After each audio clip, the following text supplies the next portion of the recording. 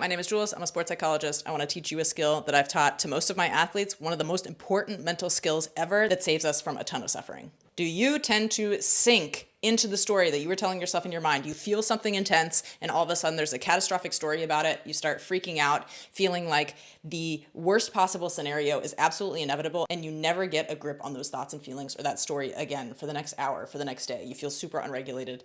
And you definitely can't perform that way. Whether you're an athlete or not, I've taught this to my pros for years now. It's one of the best and most simple skills that we can practice in our daily life to cut down our suffering. Follow this formula. I feel this.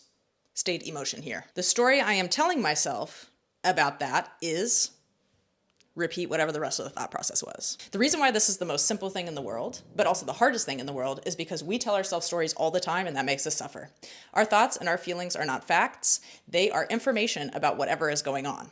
So we like to, because our brain tries to keep us safe, predict what's going to happen off of that limited information that's not even always accurate, because sometimes we just be getting information from our environment that doesn't immediately have to do with us, and we don't always interpret that accurately, because again, this is a risk assessment mechanism. We are trying to make sure that we stay alive with as little amount of harm as possible. In sports performance, we're thinking, I'm trying to perform to my best. So with shame, with fear, with anger, with anxiety, I can't do that. So let me tell myself a story that absolutely catastrophizes every possible outcome here and lead to a self-fulfilling prophecy. That's, of course, not what we want. Our brain is just trying to figure out how to keep us safe. And what we don't want to do is say, you're crazy, you're delusional, you shouldn't feel this way, you shouldn't think this way. No, of course not.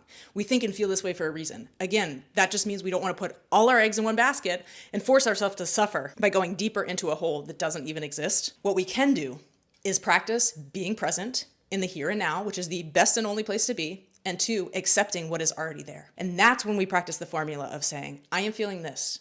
Is that shame? Is that anger? Is that embarrassment? Is that exhaustion? Is that happiness?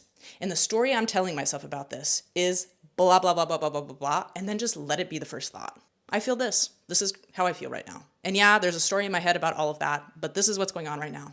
And most likely, when you practice that daily, and especially in performance scenarios, right? We have to practice it outside in order for it to work in performance scenarios. The more we practice it, the quicker we will realize that those voices, as soon as we stop letting ourselves suffer from their story, those voices, those thoughts and feelings are likely to get really quiet, and they might even go away.